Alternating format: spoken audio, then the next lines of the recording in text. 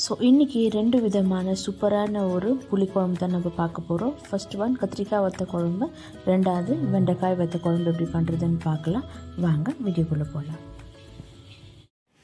வணக்கம், welcome back to Divya Sriram lifestyle. நீங்கள் என் சேனலுக்கு புதுசாக இருந்து சப்ஸ்கிரைப் பண்ணுங்கள், பக்கத்தில் இருக்கிற பெல் கிளிக் பண்ணுங்கள், லைக் பண்ணுங்கள், ஷேர் பண்ணுங்கள், கமெண்ட் பண்ணுங்கள். வாங்க இன்றைக்கி என்ன வீடியோன்னு. ஸோ நம்ம இப்போ கத்திரிக்காய் வத்த குழம்புக்கு இல்லை புளி குழம்பு கூட சொல்லலாம். ஃபர்ஸ்ட் நம்ம கத்திரிக்காவை நல்லா எண்ணெயில் வறுத்து எடுத்துக்க போகிறோம். இதுக்கு ஒரு 2-3 டேபிள் ஸ்பூன் அளவுக்கு நம்ம எண்ணெய் ஆட் பண்ணிக்கலாம். இப்போ ஆயில் நல்லா ஹீட் ஆயிடுச்சு. நான் இதில் ஒரு 5 மீடியம் சைஸ் கத்திரிக்காய் நல்லா ஸ்லைஸாக மெலிசாக கட் பண்ணி தண்ணியில் போட்டு வச்சுருக்கிறேன். இப்போ இந்த எண்ணெயில் நம்ம ஆட் பண்ணிடலாம்.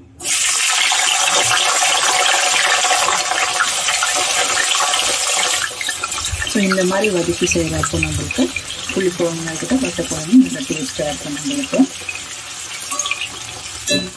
ஸோ இது ஒரு 5-10 நிமிஷம் இது நல்லாவே கத்திரிக்காய் நல்லா இதெல்லாம் குக்காயி வதங்கணும்.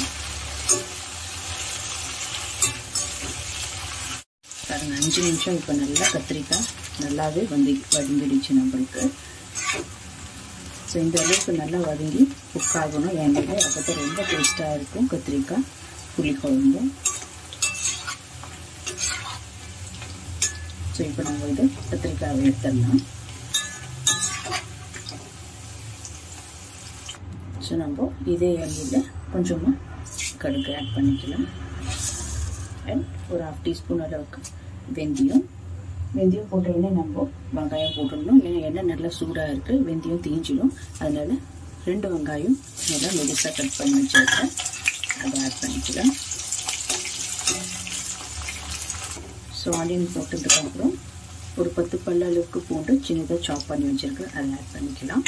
அண்ட் இது கூடவே கொஞ்சமாக ஃப்ரெஷ்ஷான கறிவேப்பிலை ஆட் பண்ணிக்கலாம். இப்போ நல்லா இது வந்துடும்.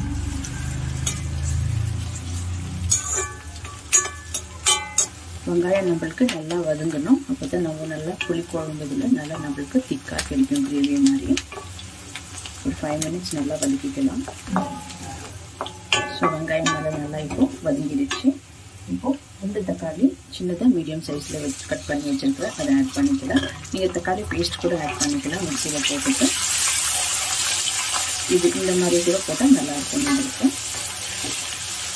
ஸோ இது கூடவே கொஞ்சம் உப்பு போட்டோன்னா நம்மளுக்கு ஈஸியாக சீக்கிரமாக குக் ஆகிட்டு வரும். கொஞ்சமாக உப்பு போட்டுக்கலாம்.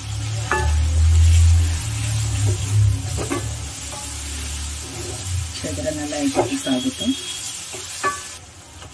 ஸோ பாருங்கள் நம்மளுக்கு தக்காளி எல்லாம் நல்லா இப்போ மேஷ் ஆகிடுச்சு. இதில் நான் கொஞ்சம் இப்போ மசாலா பவுடருங்க ஆட் பண்ணிக்கலாம். கொஞ்சமாக மஞ்சள் பொடி ஆட் பண்ணிக்கிறேன். கொஞ்சம் கலர்த்துக்காக Kashmiri red chilli 1 tablespoon இல்லை 1 டீஸ்பூன் போதும். இதில் 3 டீஸ்பூன் அளவுக்கு தனியா ஆட் பண்ணிக்கலாம். 1 டீஸ்பூன் அளவுக்கு வெள்ளை மிளகாய் தூள். உங்கள்கிட்ட குழம்பு மிளகாய் தூள் இருந்தால் கூட அது கூட ஆட் பண்ணிக்கலாம். அவ்வளோதான். இப்போ எல்லாமே நம்ம லோ ஃப்ளேம்லேயே வச்சு நல்லா மிக்ஸ் பண்ணிக்க போகிறோம். இது ஒரு 2 நிமிஷம் இருந்தால் போதும். எண்ணெயில் இந்த பச்சை வாசனையில் போகிற அளவுக்கு. ஸோ 2 நிமிஷம் ஆயிடுச்சு. இது நல்லா மசாலாலாம் பச்சை வாசனை போயிடுச்சு. இப்போ நம்ம புளி தண்ணி ஆட் பண்ணிக்கலாம். 1 கப் அளவுக்கு புளி தண்ணி கரைச்சி வச்சுருக்கிறேன், அதை ஆட் பண்ணிக்கலாம். இப்போ இது ஒரு 2 நிமிஷம் நல்லா கொதிக்கிட்டோம். இது கூடவே இன்னும் 1 கப்பு தண்ணி ஆட் பண்ணிக்கிறேன். ஸோ நம்ம இது மூடி போட்டு ஒரு 5 to 10 மினிட்ஸ் இது இருக்கட்டும் அப்படியே. ஸோ இப்போ நல்லா கொதிக்க ஆரம்பிச்சிச்சு. இப்போ இந்த டைமில் நம்ம எண்ணெயில் ரோஸ்ட் பண்ணி வச்சுருக்கிறேன் கத்திரிக்காயை ஆட் பண்ணிக்கலாம். இப்போ நல்லா மிக்ஸ் பண்ணிட்டுருங்க. உப்பு கரெக்டாக இருக்குது தானே செக் பண்ணிக்கோங்க. ஸோ இது கூடவே கொஞ்சோண்டு நம்ம வெல்லம் ஆட் பண்ணுவோம். அந்த புளிப்பு, அந்த காரம், அந்த ஸ்வீட்னஸ் ஃபுல் நல்லா என்ஹான்ஸ் பண்ணுறதுக்கு. ஸோ இது போட்டுட்டு இப்போ நம்ம மூடி வச்சு இது 10-15 நிமிஷம் அளவுக்கு நம்மளுக்கு லோ ஃப்ளேம்லேயே வச்சு நல்லா இது கொதிக்கிட்டோம். இப்போது ஸோ பாருங்கள் ஒரு 10 நிமிஷம் இது நல்லா கொதி வந்துச்சு. இப்போ நம்மளுக்கு இது கத்திரிக்காய் புளி குழம்பு ரெடி ஆகிடுச்சு.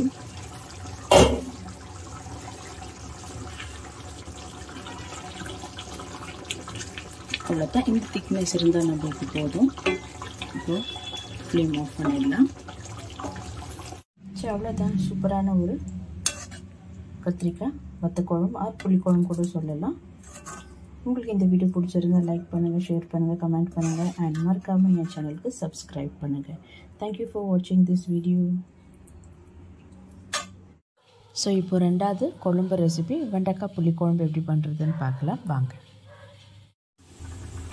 இப்போ நம்ம ஃபஸ்ட்டு வெண்டைக்காய் புளி குழம்பு பண்ணுறதுக்கு வெண்டைக்காவை நம்ம ஃபஸ்ட்டு கட் பண்ணி வச்சுருக்கிற ஒரு 1/4 kg அளவுக்கு வெண்டைக்காய் இந்த மாதிரி சின்ன பீஸில் இருக்கிற ரொம்ப பெரிய பீஸ் வேண்டாம். ஸோ இப்போ கொஞ்சமாக ஒரு 3-4 டேபிள் ஸ்பூன் அளவுக்கு நெல்லெண்ணெய் ஆட் பண்ணிக்கிறேன். இது ஜிஞ்சலி ஆயில், நல்ல டேஸ்ட் இருக்கும் உங்களுக்கு வெண்டைக்காய் புளி குழம்புல. ஸோ இந்த அளவுக்கு நம்மளுக்கு எண்ணெய் போதும். எண்ணெய் ஹீட் ஆனதுக்கப்புறம் நம்ம வெண்டைக்காய் ஆட் பண்ணிக்கலாம். ஸோ ஆயில் நல்லா ஹீட் ஆகிடுச்சு. இப்போ நம்ம கட் பண்ணி வச்சுருக்கிற வெண்டைக்காவை ஆட் பண்ணிக்கலாம். ஸோ இது நல்லா ஒரு 10 to 15 minutes நல்லா இது நம்மளுக்கு ரோஸ்ட் ஆகி வரணும்.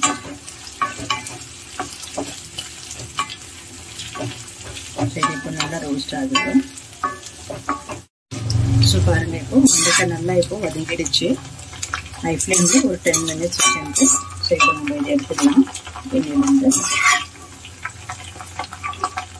இந்த மாதிரி வதங்கணும் வெண்டைக்காய். அப்போ புளி குழம்புக்கு நல்லாயிருக்கும். இல்லைன்னா ஒரு மாதிரி வர நல்லா இருக்காது. இது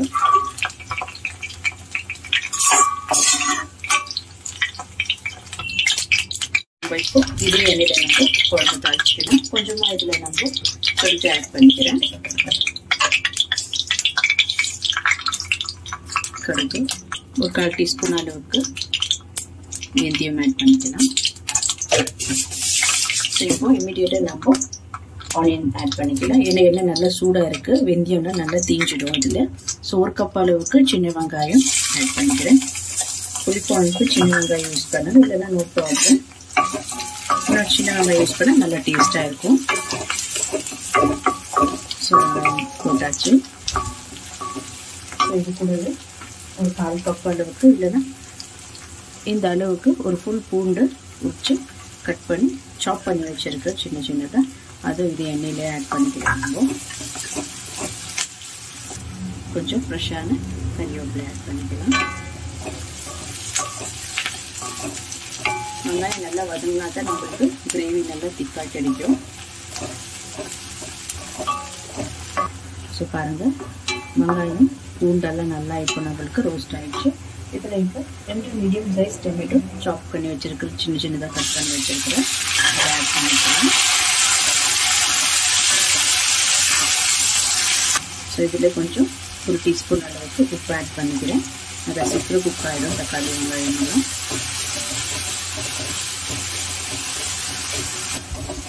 ஸோ தக்காளி நம்மளுக்கு நல்லா இப்போ மேஷ் ஆகிடுச்சு. இப்போ மசாலாலாம் ஆட் பண்ணிக்கலாம். நம்ம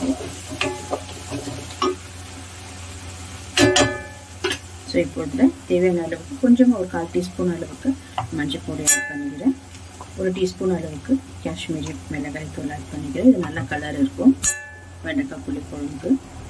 1/2 teaspoon அளவுக்கு பிளெயின் மிளகாய் தூள் ஆட் பண்ணிக்கலாம். இது கூடவே ஒரு 3 teaspoon அளவுக்கு தனியா ஆட் பண்ணிக்கிறேன். ஸோ அவ்வளோதான். இது நல்லா லோ ஃப்ளேமில் வச்சு நல்லா மிக்ஸ் பண்ணிக்கிறேன். மசாலா தீயக்கூடாது. ஸோ 2 நிமிஷம் இந்த மசாலா நல்லா எண்ணெயில் வதக்குனா நம்மளுக்கு அந்த பச்சை வாசனைலாம் போயிடும். ஸோ 2 நிமிஷம் வச்சா மட்டும் நம்மளுக்கு போதுமான அளவு. ஸோ அவ்வளோதான். இப்போ மசாலா நல்லா குக் ஆகிடுச்சு. இதில் 1 கப் அளவுக்கு புளி தண்ணி கரைச்சி வச்சுருக்கிறேன், அதை ஆட் பண்ணிக்கிறேன். கொஞ்சம் கூடவே இதில் தண்ணி ஆட் பண்ணிக்கலாம். 2 கப் அளவுக்கு தண்ணி ஆட் பண்ணிக்கிறேன். ஸோ இப்போ நல்லா சால்ட்டை செக் பண்ணிக்கிங்க, பத்தலைன்னா ஆட் பண்ணிக்கலாம். இப்போ நல்லா இது கொதிக்கணும். கொதிச்சு லைட்டாக எண்ணெய் வந்த அப்புறம் நம்ம வெண்டைக்காய் ரோஸ்ட் பண்ணி வச்சுக்கிறது இதில் ஆட் பண்ணிக்கலாம்.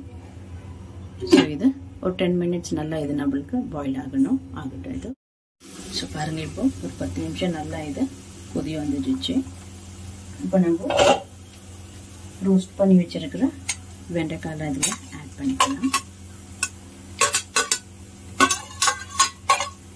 வெண்டைக்காய் போட்டுட்டு இன்னும் ஒரு 10 நிமிஷம் இருந்து அதனால மேலே எண்ணெய் செப்பரேட் ஆகிற வரைக்கும் நம்ம இது குக் பண்ணோம். அப்போ தான் நம்மளுக்கு இது பர்ஃபெக்டாக குக் ஆகிருக்கிறதுன்ட்டு. இல்லைன்னா அந்த பச்சை புளி ஸ்மெல் அப்படியே இருக்கும். ஸோ இன்னும் ஒரு 10-15 மினிட்ஸ் இது நல்லா இப்போ பாயில் ஆகட்டும். இது இப்போ பாருங்கள், ஒரு 10 மினிட்ஸ் ஆச்சு. நல்லா இது பாயில் ஆகிருக்கு. கொஞ்சம் கொஞ்சமாக செப்பரேட் ஆகிருக்கு எண்ணெய் சைடில். இன்னும் கொஞ்சம் செப்பரேட் ஆனதுக்கப்புறம் நம்ம ஆஃப் பண்ணிடலாம்.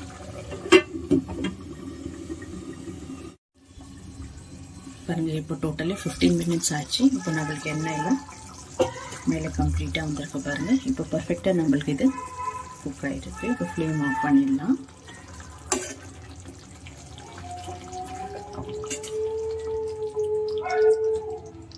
அவ்வளோதான், சூப்பரான ஒரு வெண்டைக்காய் புளிக்குழம்பு ரெடி ஆயிடுச்சு.